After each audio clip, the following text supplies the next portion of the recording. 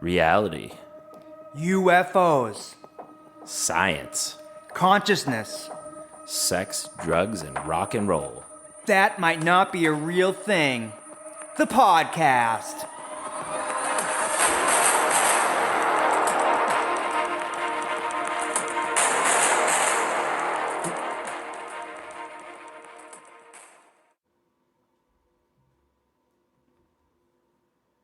Welcome back to the show, everybody.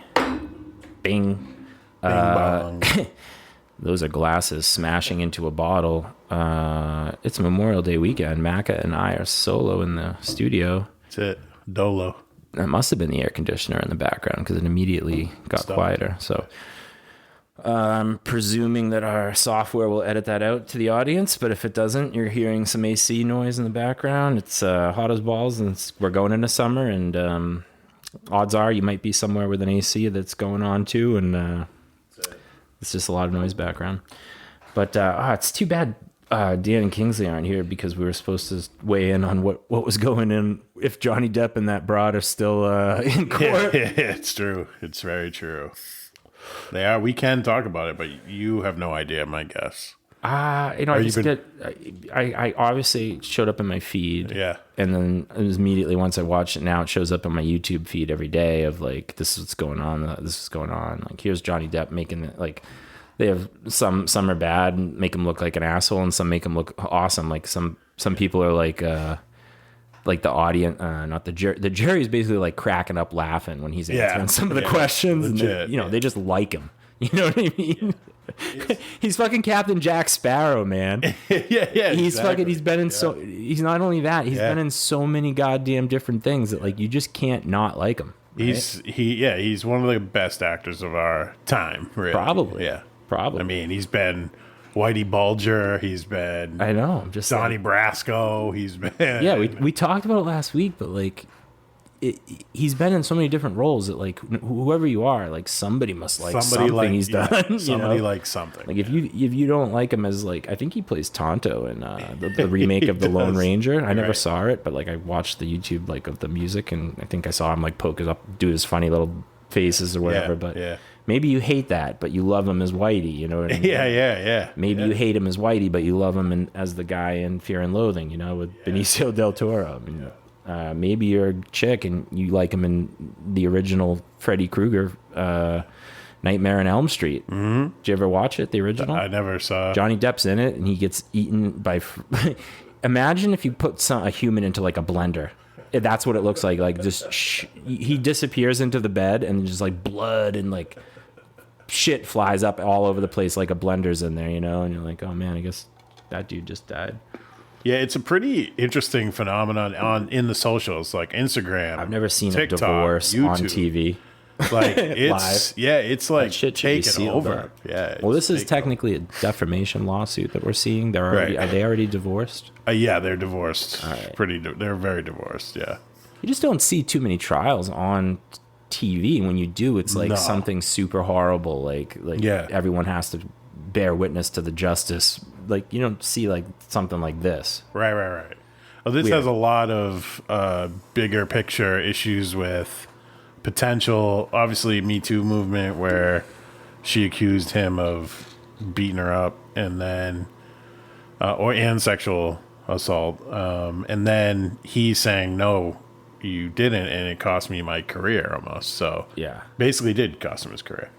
he's got plenty of But now, like of stuff. I'm sure that He's just brings money in every day. He doesn't have to do anything. I'm sure, but Do you want he's revealed her to be a fucking maniac psycho too. Yeah, so. yeah. Well, birds of a feather, you know. I mean, I'm yeah. sure what there was a.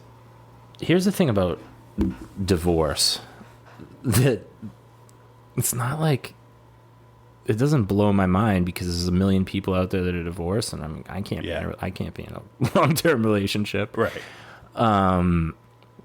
So I get it, but like the thing is there's like a point in these two people's lives where they're like, hey, I fucking love you. We should get married.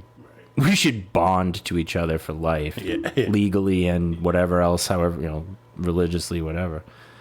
And then from there, the clock starts ticking, and some of them last a week, and some last a year, and some last 50, 60 years. You know, you see these old people that are like been married for 60 years, and you go, oh, you don't know what's going on behind the scenes or whatever, but like they made it. Right. Well, how many famous artists, actors, stay married? Yeah.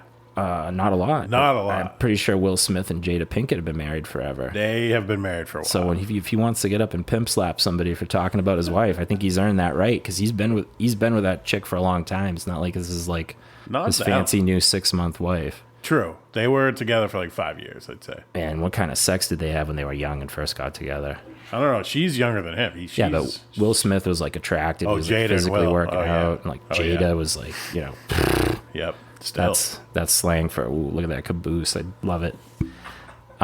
Still.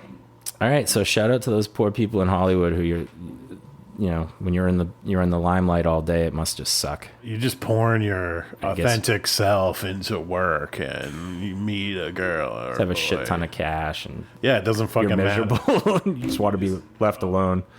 I can imagine if you're acting with someone and you're fucking going through those emotions that you like fall in love with people. Imagine if and then you fucking hate each other when you realize, oh, that was for a movie. It's crazy. When you think about people that get famous for acting or doing like some kind of performance, right? Like they put all this effort into this thing that eventually brings them fame, which is what they were trying to achieve. Once they achieve it, though, it's miserable because of all the cost of like what it carries, So it's like, and I don't think you have to see too many of these like people that get famous like before you kind of get that idea that that's what it's about. Like paparazzi doesn't chase us around. We don't know what that's like, to walk out of your house and have somebody up your ass with a fucking camera right away, Yeah. But like, that's what you're signing yourself up for at this point. People should know, but they want to go out and get it. They're like, oh, that sounds good. Mm-hmm. Oh, $2 million sounds great. Well, yeah, it might be, but if you're miserable all day, it probably fucking isn't that great. So, all right, listen, we're on Memorial Day weekend. Yep. Quick shout out to all the troops and people that that's what we're remembering. That's what we're remembering. Yeah, I think so. We're memorializing. I think it's about that. All right. So shout out for all those people, and the troops and military. Well, I'm just saying, you join the military. It's like some people do it for different reasons, but at the end of the day, it's a tough situation. You get put in combat, and fucks you up for the rest of your life. It's right up there with fame. It's like this thing you want to go do, but like it's like with the PTSD and stuff at this point, like people know if you join the army, like you're going to come back different, but like they're still getting people to go do it. So it's like the official definition is Memorial Day is about pausing our everyday lives to remember military veterans who gave the ultimate sacrifice. Yeah. And so that's what it is about. It should be for all veterans though. It shouldn't just be the ones that died, but I get it. Yeah. I get it. Well, if you like the show, hit us up on the IG. That might not be a real thing. Yep. And that's tmnbart@gmail.com. The show is brought to you by nrgtree.com. Can't ever forget them. They let us broadcast live from their sweet, sweet riverfront renovated mill building. So. And this week we have a special sponsor. One time. Is it the booze? Yeah. Is it all right? So what do you got there? So this week we're sponsored by Eagle Rare Kentucky Straight Bourbon Whiskey. Down Hot there damn. in Louisville, Kentucky. I do not drink, but you're going to. As the audience may or may not know. Okay. In addition, I'd like to say that all the men in my family get instantaneously drunk off of anything. Beer, whatever. You put a little bit in there and we're gone right away. But here we go. Straight. I'll take that one. Kentucky straight bourbon whiskey. Is that what it is? Yeah. I don't drink. But when you do. But when I do, you bet your ass this is my style of something, right? You remember when we were young, Mark did it too, but I did it on my own accord before I even met him. But we used to drink single malt scotch at parties when we were like 19. And then they put it in the fucking Yeah, it was you guys. American Pie, and everyone was like, you copying American Pie. I was like, fuck you. I've been drinking single malt scotch as soon as I realized how cool it was. Right, and also it was at your house. Yeah. It was just available. I'm just smelling. Oh yeah, we had a liquor cabinet that was stocked and Yeah. never checked and never used. Yeah. My parents at parties would be pouring people drinks. It'd be like 80% water and a little bit of booze in there because we'd, topped them off. Yep. I was thinking about parties earlier, and I've thrown a bunch of parties in my life. You have some. I just feel like bangers. I was just feeling. I know I've thrown some like parties you remember the rest of your like. Oh, You yeah. remember being young. You're like, yo, that was a wild time. I just feel like I'm disappointed in myself as an adult that I haven't thrown any real, even like better parties. Yeah. And I think I'm putting it on my list of, I got a little backlist of stuff I want to get done. I think I'm going to start throwing more parties, better parties. You need money in big houses for that shit. Yeah. What's a party now for us? Like, what do we? I'm just saying, like, I like Noonan's throwing it. That though. was. You went with me the last one. Yeah, I did. That was great. They're having another one. I already put a +1. If you want to go, you're in. Well, we'll see. But he throws a sick party because they've got a gnarly pad and they've got every resources to throw into it. And this year should be a good year for me. And I was like, I'm not spending money on shit this year. I'm just gonna save it all. But I should probably blow some money on a party. I was like, after I had the logical conversation with myself about saving money and putting some stacks away for tough times, I was like, I should probably throw one sweet bash though. And what's it going to be like? Is it a party for? It's going to be like a platter of mushrooms and joints, food. Yeah. Kegs. Music or probably gonna.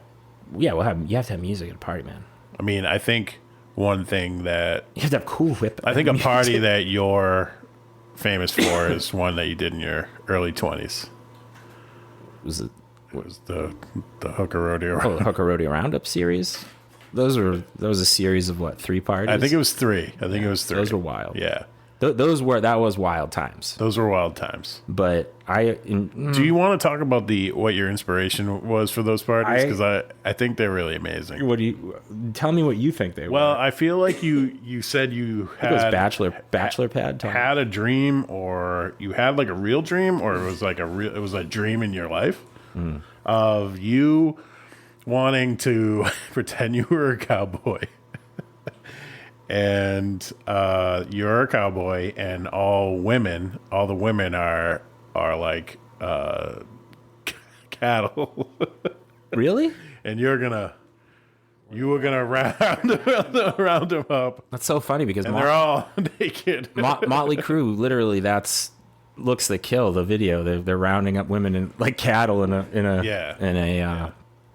yeah. No, I don't have any moral problem with rounding up women like cattle naked as long as that is something that they're into, consenting to. Yeah, like if that's something that they're like, yo, I really want to get rounded up with 10 of the naked chicks and wrestled up and put in this pen for a while, I'd be like, when I was 20, that would be just my game. But like right now, it's not really my thing anymore. But I can do it one time if that's what you need, Well, no, yeah, exactly. But I mean, I think that was that series. That's a glimpse. That's a glimpse into the psyche of what you're listening to on the radio here, people. All right, like, what kind of an animal even has that kind of an idea? Yeah, well, you were very young. You were early 20s. You were out of control.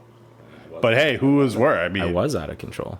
Who? A lot of people participated in that.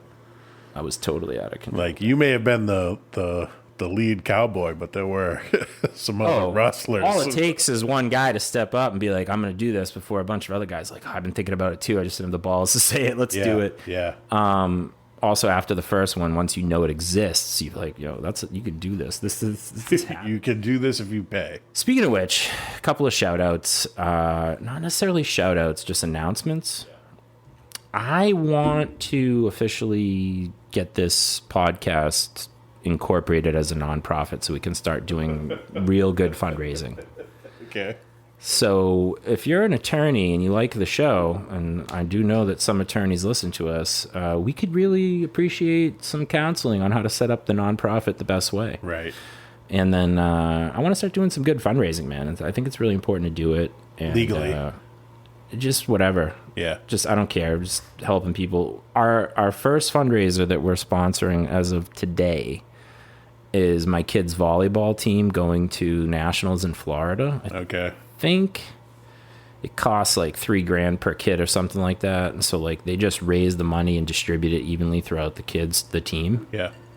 But we're going to put a link up for that on the description of the episode, as well as on our IG or whatever the fuck. And if you like the show and you want to do something good and send some kids to Florida to play nationals volleyball, like AAU competitive as shit fucking volleyball, donate some money to the cause, man. And there's like a raffle too for, I don't know, they're giving away some swag, but that's up to the volleyball league. Just donate to the volleyball league. But after this, we're going to start doing much more like humanitarian type fundraising. Right, like I want to build, like, we should send some money to some people that are like trying to feed people in places where they don't have any food, buy them medicine, get them water. I want to do that, man. I think it's important. And it's like, when are you going to do it? Like, I mean, you got to do it today. Yeah. Once you become an official nonprofit, though, you follow a new set of rules. I'm shit-faced, FYI. That's it. You had 2 sips. I had 2 big ones. They went right into my mucous membranes and then into my bloodstream, and now I'm drunk. That's it. 2 baby sips. So there's the announcement of the it's pathetic. I am drunk. I'm announcing the fundraising campaign, Get More Serious, whatever you want to call it. I want to put a focus on that. Yeah. All right. Yeah. Next announcement, Declan Regan hits me up. Yeah. I don't know if I can say this. I think I can say this. He doesn't care. He's a fan of the show. Edit it out if need be. Nah, he's a fan of the show. He loves it. You know that. Yeah. Shout out Declan. How you doing, buddy? He messages me a couple weeks ago. I think in the midst of my COVID, he says, "Fuck it, I want to go to Thailand with you and go on an adventure and do all kinds of fun stuff." Yeah. He's like telling me we're gonna go there, and he's like, "We're gonna bring a ton of money and blah blah blah." And he wants to fly first class. I'm like, "No, don't fly first class." I was like, "We're gonna knock ourselves international out. anyway. We're gonna knock ourselves out with drugs the whole trip anyway. So like sleeping pills. So we're just gonna wake up and like, what airport are we at? Yeah. Where am I? Okay. But when we come to eventually, we'll be in Bangkok. Right. And we'll get a tuk-tuk. We'll go to a hotel. We'll splash some cold water on our faces. We'll go party. Right. But he wants to go to Thailand. Now, last time I went with my buddy Brian, and I went with Dwayne and these 2 girls and whatever. But last time I went, I got tattooed, so I had to stay at the hotel with, the area that I was at the whole time because I was getting tattooed. This time, that is not happening. This time, we're going like riding elephants. Yeah. We go up north to Chiang Mai, see some monkeys, probably get to hold them and stuff. Who knows what kind of repercussions that has in terms of like picking up diseases that jump from apes to humans, but it's worth it to hold a monkey in real life, dude. Mikey did it when we went, and I've held a monkey in my arms before and had it like crawl over me, and it's like it's an amazing feeling. It's like a baby that's fast and strong. Yeah, right. And when you look at it, it's like, are you a human with a ton of fur? What are you? Like, and it's looking at you like, are you a monkey with no fur? So we are going to plan we're going this winter, and I invite anybody that wants to come to email me for the particulars. We're going this winter. You should have what if it's a fan of the show? Should you do an application? You should do an application process. I'll see you in Bangkok. We'll meet at this hotel, and let's rip it and grip it. Yeah. Rip it and rip it. I would fucking love that. Depending on who the person wants. I mean, you're stuck with them for 14 days. People say that like vacations make or break friendships. I don't know. I'd say. I don't know why, but every time I go on vacation, my friends, we love each other more afterwards. Yeah. Maybe it's a relationship. I don't know. I've heard a significant other. Could be. I wouldn't know. I haven't had that in my life in a long time. I don't know that feeling. No. But we're officially planning a trip to not just to Bangkok, but all of Thailand. We're going to go north, south, east, west. We're going to see the whole fucking place in 2 weeks, have a blast. What's your time frame? We're planning a Valentine's Day trip to Bangkok and the surrounding areas and the islands and all the other places in Thailand. And if you want to go, I don't even care if you're a complete stranger. You email me, I'll send you the details. But if you're someone that knows us and you want to sign up for this shit, it is going to be fun as hell. And I highly encourage you to do it. I'm going to throw out my song of the week, and then I'm going to hand it off to you because I'm drunk and my thoughts are my song of the week this week is Born to Be Wild by Steppenwolf. Did you ever see Easy Rider? Yeah. The movie? Yep. Peter Fonda. Peter Fonda and crazy old what's his name? Died. Dennis Hopper. Dennis Hopper. Yeah. Beginning of the movie, very opening scene. I'm pretty sure it's the opening scene, unless the opening scene is them folding up pouches of drugs and smuggling them into the gas tanks of their car, bikes. I'm not sure, but they basically do like the opening scene of the movie is like these two guys like doing a coke deal, right? Yeah. They smuggle it in there to an airport inside the gas tanks of their bikes, and then they like get this cash, and then Peter Fonda takes his wristwatch off and just throws it on the ground. And then that fucking engines of the Harley start up, and then Steppenwolf, get your motor running, head out on the highway. Yes, yeah. Heavy metal thunder. And then it just shows them driving. And they're just cruising on bikes, but he like throws the wristwatch away because he's like, I got all this cash, I got this bike, I got my homeboys. What the fuck? I don't care what time it is. He's like, it's always on. I'm always on time, baby. He's ready to have a good time. He doesn't need a wristwatch to tell him it's time to party, right? So that scene is just fucking awesome. And I watched it this week, and I was like, fuck. I was like, this movie is... It's a doozy. It's a doozy. It drags on a little, even if you like the bikes and shit, but it's, you do it. Fucking Jack Nicholson's in it. Yeah, a lot of legends in that gets one. Killed by like these hillbillies that don't approve of like the hippie bikers. So fucking, like, you want to talk about hate? It's like just... hate crime straight up. So I don't know, man. That's what I got to contribute so far. Well, look, I don't have a song of the week. I've been kind of rolling with the album of the week, and I don't have an album of the week this week. It's a bigger responsibility. Yeah, I'm still riding on Kendrick and Pusha T, and I mean, somewhere I want to say the pilot episode we recorded it, and you were like, I'm a curator of all things musical. Yeah, absolutely. So if you want to take on the responsibility of an album of the week versus a song of the week, I guess you're the guy to do it. You're right. Right? Because, like, I don't know about all that. I mean, it doesn't have to be new albums. It can be whatever you're vibing with, whatever I'm vibing with, right? For me, the best album of any band is always their greatest hits. Yeah, well, yeah. Right? It's like, hey. It kind of doesn't count. It's like, hey, here you go. It's all the ones you like from all these other albums, but they're on one put together. Here you go. Yeah. That's for me, like, the best album. But if you... Right. It's like, you don't need to do any research. This one has like this song, best this one has that song. Yeah. It's like, this is all the good ones right here. They're packaged up for you. Yeah. What I dislike strongly is the constant re-release of greatest hits albums where it's the same fucking songs plus one or two other ones that kind of weren't in there before, right. And then they're like, yeah, we're really redigitizing and blah blah. I'm like, come on, man, you already did a greatest hits album. Yeah, just leave it. Just fucking leave it. It's just a reason, like, if it's like a way to make money. How many does Kiss have? Kiss has probably got a fucking 100 of them. That's why. That's why I don't like it. Yeah. Gene Simmons is all about the cash. Yeah, well, you think about like what they have to do. Like, all right, Kiss releasing. I killed the whiskey. Want some more? No. Just a little. What's the? I'm hammered. the Kiss, like, they release the shit to go on tour. You know what I mean? It's like, oh, I got this Pre-tour, fucking... you mean? Yeah. It's like to generate buzz. Oh, Kiss got fucking their fifth greatest hits album. The girl... And then it's like going on a 20-city tour.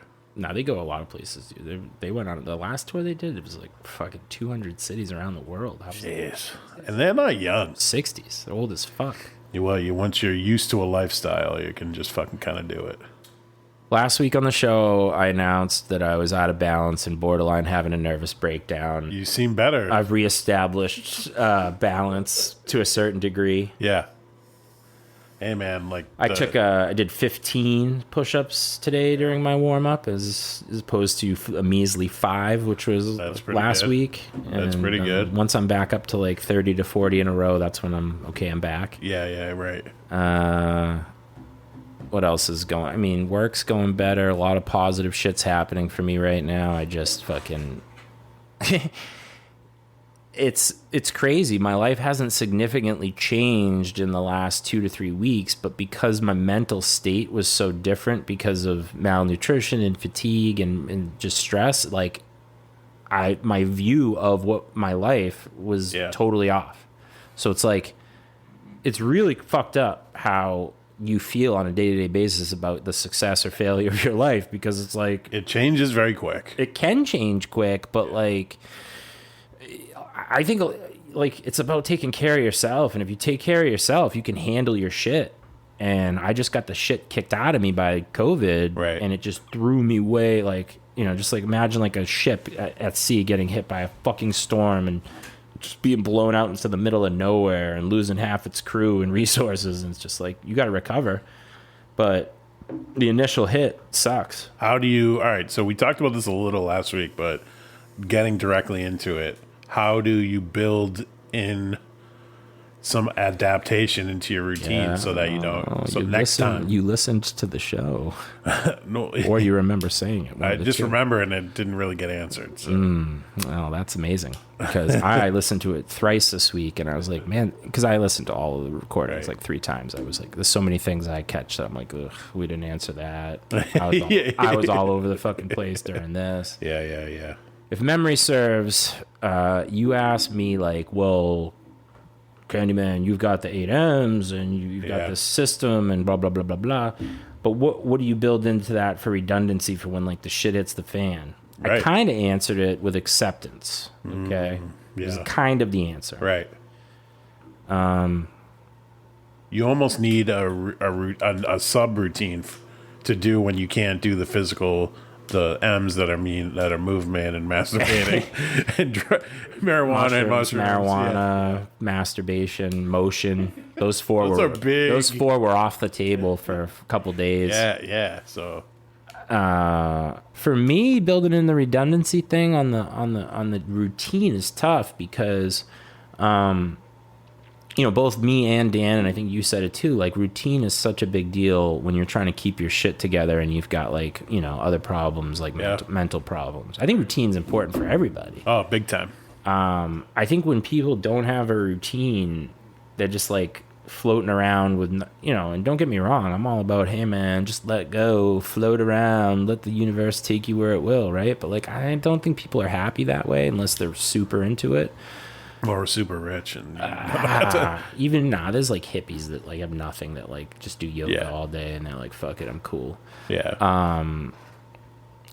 But for me, like, your routine's important to you, okay? And people have varying like tolerances of like how, you know, how out of your routine can you get before you start getting angry. Like my brother has like a 0.001% deviation tolerance. Like if you knock him off his routine, like if it was gym day for him, like when we were in college, and like my old man would be like, oh, I need you to go to the restaurant. He'd be like, I can't, I got leg day today. Yeah. And my old man would be like furious with him, because he'd be like, I don't understand what the fuck you're talking about. You can go to the gym later. You can go to the gym tomorrow. I need you to go work at the restaurant. But because in his mind, the priority is the money in the restaurant. Yeah. But my brother's priority at the time was his health and his fitness goals, were just getting jacked, really, right? Dan D, same thing. Like, you throw this guy off his schedule even a fucking second, and he's gone. Yeah. I didn't realize he wasn't coming tonight, but I wanted to ask him. You know, he did more stand up this week. Oh, really? He did like, I think 1 or 2 places. He went and did stand-up this week. I think he's fucking addicted to it now. I mean, I don't know how he couldn't be. Once you get up there and get like 1 laugh, you're probably like, ooh, positive reinforcement. I'll take it. Yeah, right. I was going to ask him like how he's coping with the hours, because like it's got to be 8, 9 o'clock, 10 o'clock at night when he's doing that shit. Right. That's past his That's past his bedtime, baby. Get past that threshold here. It's imagine if Danny went catatonic on stage in front of a bunch of people, narcoleptic rather, and just went like, you know how he doesn't seem to do it when he's actively talking, thank God. Yeah. But like the minute he stops, he's like, you see his eyes go. Someday in the audience, we're going to get cameras on this show, and we're going to have facial expressions and shots to add to the background. But like, well, it's true. When you see Danny go down for the count in real life, it is fucking hilarious. Yeah, it's like watching my grandfather fall asleep. I did say, like, when we started that I really want him to fall asleep to the point where he hits the table. But also, like, he obviously has a serious health condition too. Yeah. That, like, no, I know that wouldn't be like, is this a funny thing? Or is there something? Is this an issue? Did he just die? And should we touch him, or is he being shocked by the thing in his heart right now? Are we going to get shocked if we touch him? Right. What are the protocols? Yeah, we'll let Kingsley handle it. She's a pro. That's true, and she's a member of the show now, which is good. So to answer the question, though, I think you just, for me, if I had to, I would say you just hold on to whatever part of your routine you can. Yeah. And then rebuild from that, right? So, like, for me, even though I was feeling awful and debilitated and I couldn't do anything, I could, like, get over to the couch and play video games a little bit. Right. So, like, for me, that's Xbox is a big part of my day. Yeah. It is the highlight in many ways of my day. You just couldn't get in the hours that you wanted because you can't when you have COVID. I could have. Time wise, I had the availability, but I just I was sleeping. You can't. It forces your body to sleep. What my life was like it's fucked up. for like a week on COVID was that I would be like suffering through sleep, so I couldn't get any good rest. So I'd be like sleeping for like 2-3 hours, waking up, being like, I can't sleep, sweating. So I just like no strength at all. Yeah. I wasn't running. I was like dragging myself into the bathroom. I would take a hot shower and I would feel better for about 3 to 4 minutes. After that. You're like, during that 3 to 4 minutes, I would like wipe off, get my Diet Pepsi, get on the couch, and I would play video games for like an hour or two, and then until I felt like shit again and needed to pass out. Yeah. And then I would just repeat that same exact process all over again for like 3 to 4 hour intervals for a couple days, and just don't eat at all. And that's what happened. So I just held on to what I could hold on to, but then obviously I think it's important to like, there is some kind of priority list to like what you give a shit about in your goal list, right? Like what's the most important goal and why? Yeah.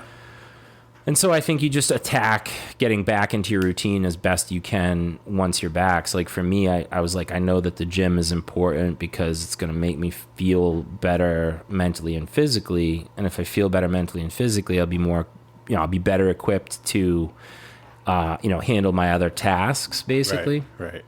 So I just fucking hung on to what I could, and then once I could get back, I got back to the first thing I did was get back to the gym, and I started focusing on getting back to work. I had a pretty productive couple days of work, and then within 3-4 days of good productivity, I was back to feeling. I'm like 85%.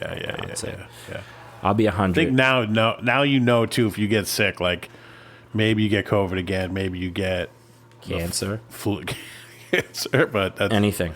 Let's call it the flu. I was thinking more things that are, short term. I'm high probability of cancer, so I'm mentally and emotionally. You do put down a lot of DP, so.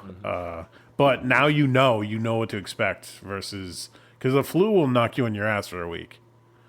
But I feel like for me, I've had flu. Obviously, you now have had COVID. I feel like COVID takes a little bit more time to recover. Well, I had the leg injury. And that was weeks. Leg injury too. That was weeks. That's different. I couldn't even walk. If you're comparing COVID and the flu, like I feel like I know. I'm talking. You want to talk about throwing yourself off schedule? I couldn't even fucking walk. Right. Didn't do anything. Yeah, you were fucked. It was a different animal. Yeah. So just the best way to combat it is just to accept it and fight back as soon as you can. Yeah. That's what I would say. And then as you start fighting back, you'll build you'll build one of the very important M's. Momentum. Once you have momentum, you can do other stuff. Yeah. It's important. So I would say generate momentum as quickly as possible when you're feeling like shit. Yeah. And it's just tricky because you just want to blow your brains out and lay on and not have to deal with anything. Yeah. But just get out there and be productive and generate some momentum, man. Something. So that's All right, let me ask you this. What's up? I saw this tweet from one of my favorite comedians. Who is it? Theo Vaughn. Never heard of him. Very funny guy. Very bizarre, unique comedian. But he said, "What's your first memory of ordering an entree?" Right. So I thought maybe today we can talk a little bit about those type of weird, random kind of, I don't know, rite of passage memories that we have in our lives. A rite of passage? Well, like, you know, like fucking, that's a little bit dramatic, but like, all right, do you remember the first time you ordered? Not. I remember when you came in here earlier, you said you just wanted to talk about random kind of core memories. Core memories. Yeah. My first memory that I can see right now in my mind, if I think about it, is that I'm something like 2 years old. I'm in the hospital for croup. Jesus. Some kind of lung thing. And they put me in like I remember it being like a big glass case. I remember being in a glass case. Age 2. That's fucked up. Age 2. Like the boy in the bubble. Yeah. And there might have been some toys and shit. How do you in there. remember age 2? I just do. Clear as fucking day right now. You remember what you look like, or you just remember that? Can't remember myself, but I remember being in the cage, glass case in the hospital. Yeah. I remember my grandfather coming to visit me, and my parents and my grandparents, no one could come in or out. We were separated by this glass. I'm not remembering any kind of emotional distress whatsoever. I think I was fine in there. You just remember being in the glass. I mean, I was 2. What the fuck? Throw a teddy bear in there and just let me sit for a little while. I'll poop my pants. You come in, you change it, and leave me to let the croup do its thing. But I remember my grandfather came, and he had all his coins. Yeah. I don't even know how he carried them. I think he might have brought them in a tin or something. I don't know. He had a lot of them. And he would stack them up in towers in front of me outside the glass. And so I was like, all right, Papu, cool. You're building things. It looked like he was playing with building blocks, but I remember them being coins, you know? Yeah. Maybe he was trying to like sear into my, like I was in a life or death situation, but I didn't know it. So he was trying to take advantage of that and sear money into my brain. Like, you should do this. You should pursue this. Yeah. But I just remember my grandfather. My second memory ironically, is his daughter coming to pick me up at Kathy's Building Blocks, which was a preschool. I was like 4. And she got like a fucking haircut or some shit. I didn't recognize her, and it was the 80s. And I told the teacher and the other people there that she was a stranger and she couldn't pick me up. And they were like, oh, you definitely can't take him now. Because in the 80s, maybe the 70s too, and we just weren't born yet. But I remember in the 80s, like fucking kidnappings were like the thing you were the most scared about. Right. Period. Right. Oh, big time. And obviously during Halloween, weirdos poisoning the candy, razors in the candy, right? Because there's razors in the candy. Mom and Dad had to check the candy before you ate it. I'd be like, oh man, parents don't even give a shit about that now. They're just like, oh yeah, go nuts. Yeah, go nuts. Yeah, eat it. We're gonna track this candy. Give me a break. You've been to 1,000 houses. Yeah. So wait, all right. So the 80s were wild. I feel the 80s were fucking wild. I loved it. I feel like my first memory is kindergarten. Well, maybe I went to kindergarten twice. So did I. We went young. We were too young when we went first. I went at 5 we're the same and 6. age. Yeah, I was 4. My first. That's too young. Too young. I was at Kathy's Building Blocks telling them my aunt was a stranger. There you go. So we were in kindergarten. I just remember my neighbor. Did you go to Drake it twice? I went to Drake it twice. Drake kindergarten. So like the kids you were in kindergarten with just graduated a year ahead of you perpetually? Yeah. It's fucked up. Yeah, but the way they said it, they were like, yo, Sean needs another year of development. They were like, he's probably going to stay back in like 3rd or 4th grade.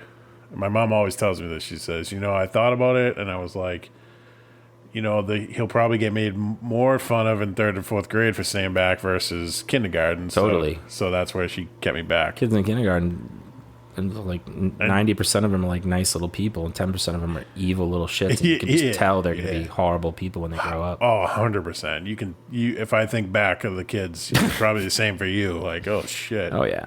I just remember my first kindergarten year. This is probably one of my first. If I'm thinking about it right now, it's my first memory. Kindergarten. It's in kindergarten. My neighbor and I are in line. Beginning of the day, kindergarten 1.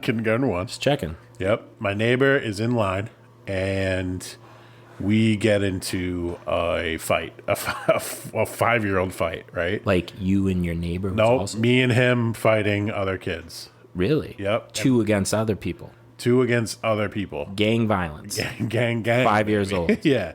And I just remember, and it's still one of the more badass things I've ever Who is your homeboy that you fought with? His name was Joshua. I forget his last name. But he's since moved. Burns? Josh Burns? No. This motherfucker moved like in 2nd grade till it was fucking somewhere else. Bogus. Yeah. But I just remember, right? We're fucking holding our lunchboxes. More than likely He-Man or Transformers. Totally. This motherfucker slides the lunchbox on the ground and just jumps on top of it and fucking puts his dukes up. And I was like, whoa. Yeah, I was 4, but Ready he was to go. 5. But I just remember that. I still remember it clear as day. I was like, When oh, you're an shit. older brother, you don't get introduced into violence until somebody pulls that shit on you in real life. But when you're a younger brother, your older brother's been beating the shit out of you since you've been born, so you're ready to go. Absolutely. But that was my first violence. And this motherfucker slid his lunchbox and he jumped on top of it, dukes up. And I was like, I've never seen anything like that. I'm 4. I don't see anything anyway. But that shit was dope. I will match your story with a similar story. This is the first time where I was like ever somewhere and like, first of all, had no idea that I was in a dangerous or like in a like what was going to turn into a violent situation, and just imagine complete obliviousness. Like I had no idea that this was going on. But basically, we were at the YMCA, a place I currently still work out at. And me and my boy Tommy Wright were playing basketball. I was like probably like 9. He might have been 10. I might have been 10. He might have been like 12. I don't fucking know. These other dudes, these older boys, they were like 14 or 15. They might as well have been men at that point to us, though, because we were so young. They came up to us, and one of them was like, yo, why do you got my ball? And my friend Tommy was from Lowell, and he was like a tougher kid. He immediately realized what was going on. These dudes were shaking us down and just wanted us to like puss out and give him the ball. So he's like holding on to his ball. He gets in the kid's face. He's like, it's my ball. And I'm like, whoa. I'm like, guys, this is a misunderstanding. I was like, this is Tommy's ball. I remember we came in with it. Right. And it was like Lakers or whatever. I was like, it's the only Lakers ball. I was like, it's totally his. And they were like, give us our fucking ball, man. And then like, I don't know. I didn't get hit or anything. Tommy ended up like, wrestling these kids off, and one of the older guys, it was actually Ray, he was like still down there. Yeah, he's broken up like 10,000 fights. He's like a professional fight breaker upper. Including my father. He used to break up. My father would be down there getting in fist fights, and he'd be breaking up the fights. So we didn't. There wasn't like real violence, but I had no clue that these dudes were shaking us down. That's a weird thing. Trying to bully us. Just zero survival instincts on an animal level, which is wild because I was thinking about it today, and I was like, I feel like I'm a really good example of like a human being in the sense of like, I'm capable of higher functioning thoughts and philosophies and deeper concepts, science, philosophy, this type of shit. But at the end of the day, I'm totally driven by core animal principles. I want to get laid. I want to feel good. You want to rip things apart. No, I just like, you want to kill. I'm just my main, everything that really runs me is like animal principles. But as a child, like I had like none of them. You got to learn. Sweet, sensitive little kid that like couldn't comprehend we were getting shaken down for the ball. I'll remember that day the rest of my life. I was like, well, that's a big lesson in life because I feel like in the suburbs, you don't always get that experience. I've had that happen to me. Similar shit happened to me. It's like jail shit for some reason. Do you know what it boils down to? Is that I've heard cops tell me that crime goes through the roof in the summer and drops way off in the winter. The variable is human interaction. And when you congest the amount of humans in a certain area, violence eventually ensues. So point in case, Europe, Yeah. the continent of Europe. That place, more or less, has been highly congested in terms of population density for a long fucking time. Yeah. And what have they done? They developed cannons, warfare, the Crusades. The list goes on and on. They've had a shit ton of wars. What else they invented? Slavery. Well, slavery is a concept that goes back way beyond them. But They invented the Atlantic. what I'm saying to you slave trade. is that when they showed up in the New World, aka America, the Native Americans, while they were fierce warriors and were made of all the same stuff, Right. they had way more land and they were spread out, and they just didn't fight like the Europeans did, so they didn't need to develop better ways to kill each other, and as a result they got wiped out by the Europeans. Right. Same thing goes for inner cities versus suburbs. When you grow up in the inner cities, there's just more people there, which means there's more of a probability that one dude's going to be a fucking dickhead to somebody else, that there's going to be a fight, that there's something's going to go down, right? When you're in the suburbs, you're separated. There's just, maybe you get in a fight with your cousin or something one time. Right. But that's what it is. Weirdly have more resources because you can afford more resources. It's just fucked up. For the most part. The minute you put more of us in a room, violence goes through the roof. Because I think if you think about, I think that's probably true. However, there are rural violent areas. Yeah. I mean, you're rolling through fucking Appalachian Mountains. I don't know. And you're down the wrong path. I've never been down there, man. Don't go. You're saying you show up somewhere and someone be like, you're just like, what are you doing around these parts? Yeah, you don't look like you belong don't belong here. Yeah. You see that in movies. I'm sure it's real. Yeah, some people want to live in the middle of nowhere, and some people want to live in a city. And they want that for that reason. Like, they don't want people fucking with them. They want privacy. They want that privacy. This is a profit establishment. No, it's true. It's exactly what we were talking about earlier with the... No, we were talking about memories, and we started talking about our first fight experiences. Oh, I'm just telling you. That's what it was. My first memory is a fight. That's because it was traumatic. I think it was great, actually. I don't have any trauma. It was a rumble. Nobody got hurt. I think I got in trouble, but I just remember that motherfucker jumping on his lunchbox, putting his dukes up like it was 1920. He did that whole, the old... You think his grandfather showed him some moves on what it was like, what it meant to be a man? He did the old style. Like his dad definitely didn't teach him that, unless because nobody fights like that. Nobody fights like that. Not since 1910. It's crazy. It's not even a fight. Yeah. It's sad to watch it, really. Yeah, it is. It is. I like when you watch, Far and Away was pretty good because, Tom Cruise, hey, Maverick comes out this weekend, Top Gun. That's right. I'm going to see it with my sister and Mikey. Nice. Can't wait. We got Top Gun shirts and everything. That's good. Mm-hmm. I think Mikey's shirt's an F-14 upside down, and it says underneath, because I was inverted. And then I think mine's just mine might say Top Gun on it. I don't know. Have an F-14, but yeah, that movie was fucking vintage. That movie was very vintage 80s. One of the probably, if you had a vintage 80s movie, that's top one, right? Top 5 vintage 80s movie. Top 5 vintage 80s movies. Top Gun, Karate Kid. You gotta put Karate Kid in there. You do? I love Karate Kid. I love Cobra Kai. Cobra Kai. I don't know if it makes my top 5 list. Booze is impairing my ability to rapidly process thoughts. That might be its own episode. But let me talk about another memory I have. It's the first of its kind. Yeah, it's the first time that and we're talking about these first time core memories. Memories. Okay? And I want to talk about the first time I talked to someone in a trunk of a car. Oh. Is it me? Is it me?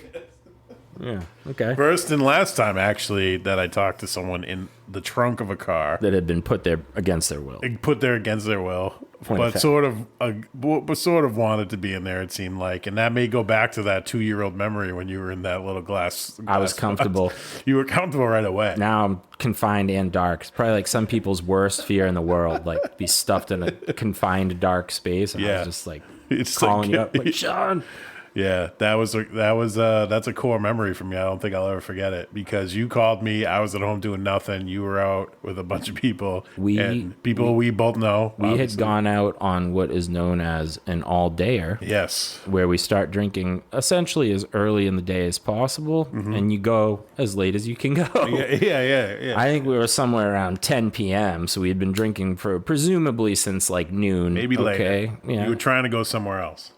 And my buddy Mikey and this girl Jackie that used to work at the restaurant had decided that I was out of order for whatever reason. I don't know what. And they just physically grabbed me and forced me into the trunk. I think I called you like while they were forcing me in there. And they were like booting me. You're like, Sean, I'm getting it.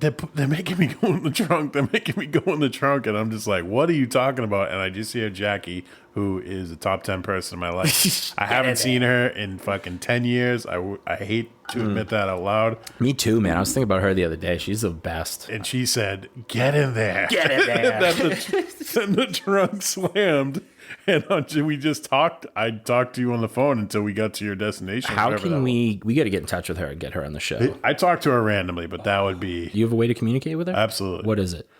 Instagram. You can IG her. I might even have her text. Oh my God. Tell her that we miss her. We want to talk to her. Yeah. We want to catch up with her. This is the type of chick that was like, she was awesome. Just a badass. She used to show up to work and I'd be like, Smitty, you old sea dog. And she'd be like, arr, growl at me like a pirate. She was hot. Yeah, yes. She's hot stuff. Shout out to her. She's great. I think she married that dude, right? Yep, married.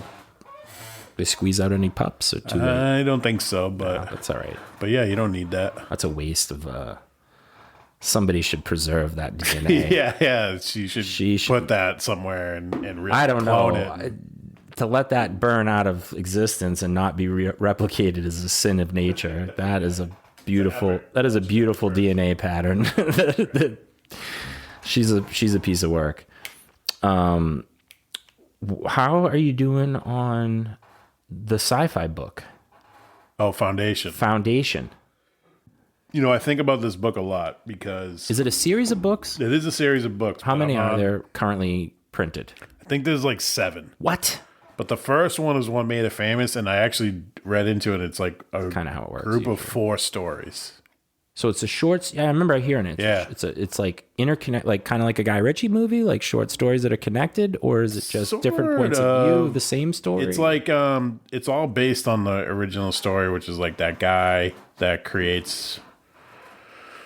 Basically, he's like a super scientist, but he's a mathematician, right? And he can predict like large groups of people and what's going on. He predicts predictive algorithms. And he's basically like the Empire, the Galactic Empire is going to collapse. What are we going to do? And the Galactic Empire is like, shut the fuck up. Don't say shit like that. But they've been doing shit for so long, a certain way that kept people in power rich. That it's now no longer working. But one thing I was thinking about today, because I was watching this documentary, that was brilliant in the book. And so basically in the book, it's like 4 different stories, and they focus on 4 different main characters. I'm only on character 3, I think. Is it chat like? But it's cool though. Sections of the book, like yeah, it just like jumps 50 years. So it'll be like. It talks about like the main guy who's like the mathematician, and then 50 years later it talks about this famous politician who is incredible. But he's like a politician, but he's incredibly smart, kind of witty dude. Side question: did you ever watch Battlestar Galactica, or have you just heard me talk about it? I've heard you talk about it. Here's the problem with those shows though. I know that 8 shows, and it'd be like, all right, it's on Prime, and then it's gone. And then it's nowhere else, so it's hard. Hard to track down. But anyway, it goes to that, and then the next one is this. It's like a trader who's like trades stuff in the Empire. But basically, what happens is they end up the Foundation people. The Empire is going to end. They know it. That their solution is to create like Encyclopedia of Information, so that they don't have to create everything when it goes dark. When it goes shitty. But one thing they do. That was like, so they're making like trick. They're making like an arc of information. Yeah, so like people don't have to fucking Zeiss melt ore. Yes, yeah, nuclear. This is the correct amount of carbon you need to make proper iron, and the best way to make a bow and arrow. nuclear weapons, nuclear reactors. There may be some people who listen who read this series of books, but I think what happened is they were like, we're going to create the next empire. This empire is going down. We're going to create the next. This thing's definitely going down. We got to prepare for the next wave. And the interesting thing they did in the book is they're all on this separate island that's in the fucking outskirts, right?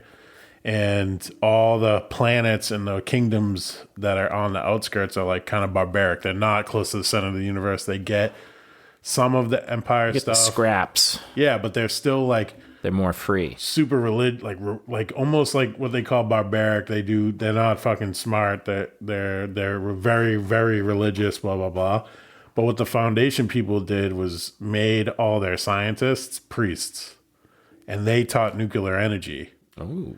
So they taught all these people how to do nuclear energy, but they made it a religion. So they made nuclear energy like God. And said there's like this God power. So that's where I'm at. I don't know where it goes. Debatably it is. Right. But so I thought that was really cool. And I was watching this documentary on Netflix today it was the 3 Mile Island Meltdown. I recommend it if you have some time. The 3 Mile Meltdown. 3 Mile Island Meltdown happened before we were born. In Pennsylvania, there's a nuclear power plant. Oh, okay. It's about an actual meltdown. Real, yeah. And it, like, the cover-ups that it goes through and blah, blah, blah. It's extensive. Yeah. 9,000 people probably got, like, cancer. Oh, yeah. I haven't got to that part, but it seemed like it was... We don't know what's going on. Yeah. It's happening. But it was basically like corporation owned it, and they just kept fucking trying to, even after the meltdown. Are there big corporation ownership in the future of that?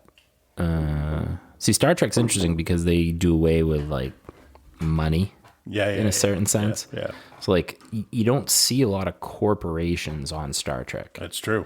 And when you do see it, it's always in a negative light. Right. And interesting. Sometimes I'm thinking to myself, in these science movies, sci-fi movies in the future, they've taken like big corporations like IBM and Starbucks, and they've named like space stations or planets after them and shit, right? And they're like, oh, that's the Starbucks, intergalactic space station. It's like the number one producer of all medicine in this part of the galaxy, right?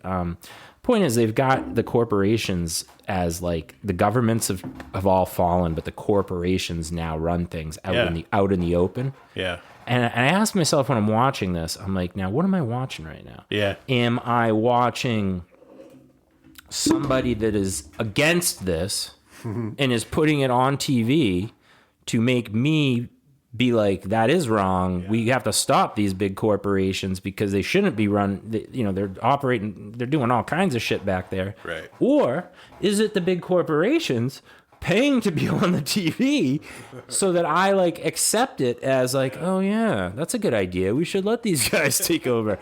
So I don't know what I'm watching. Is it for or against the corporations, and like what light is it being painted in, I guess. But even, they say even bad publicity is good publicity, right? So like, are they planting the seed in my mind using sci-fi against me that like in the future I should just accept like, whoever's the big company is that's running shit, like whatever every like sci-fi movie or show or anything has corporations as the enemy.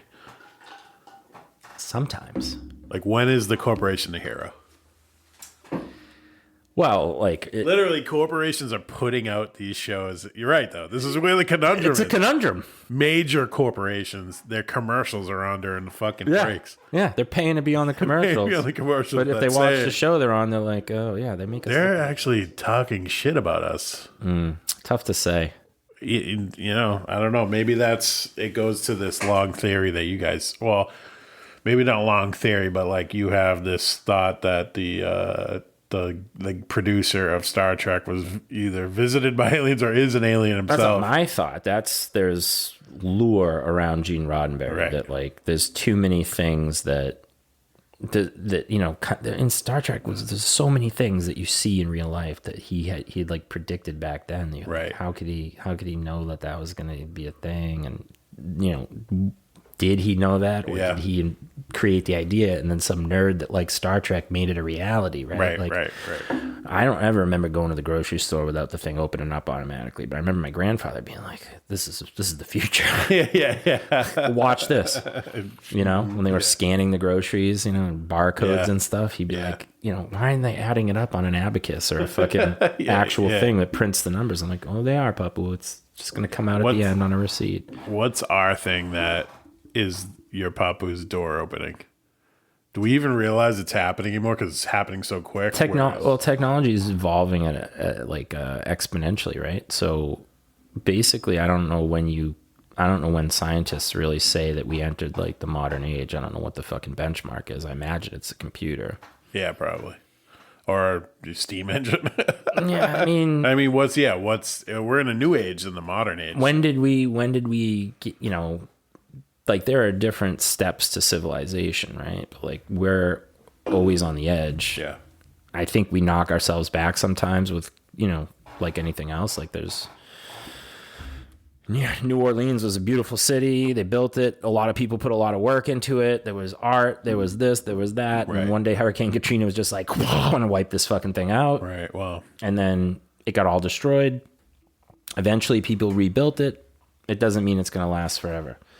But theoretically, also some particular reasons behind the destruction of New Orleans with. I'm just saying, theoretically, we are on an upward scale continuously technologically, and at least with computers now, they like the speed at which processing speed is increasing is getting faster and faster and faster and faster.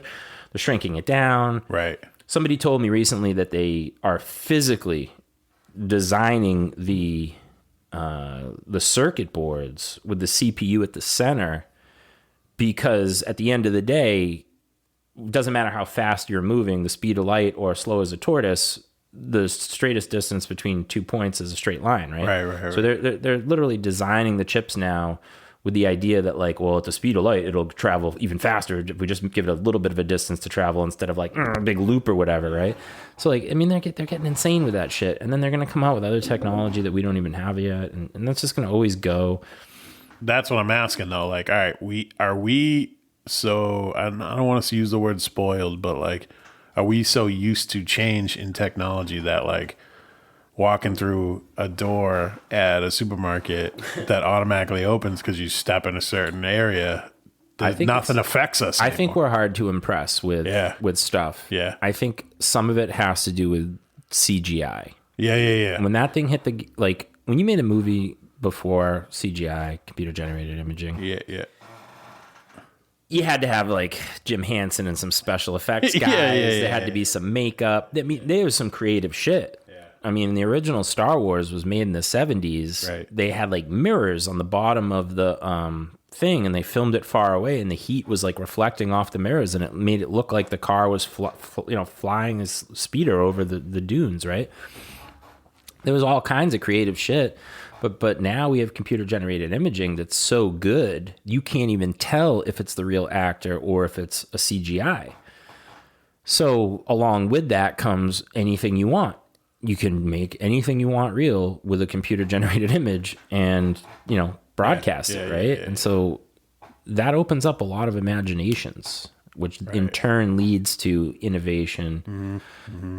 Somebody like right now, there's a guy on I'm just going to keep going with Star Wars on this one, but like there's a guy on the internet who's like got all these videos and likes and subscribers and blah, blah, blah. And what he's essentially been doing is making more and more realistic lightsabers. So like he started out as like making like a prop lightsaber that looked really amazing and cool.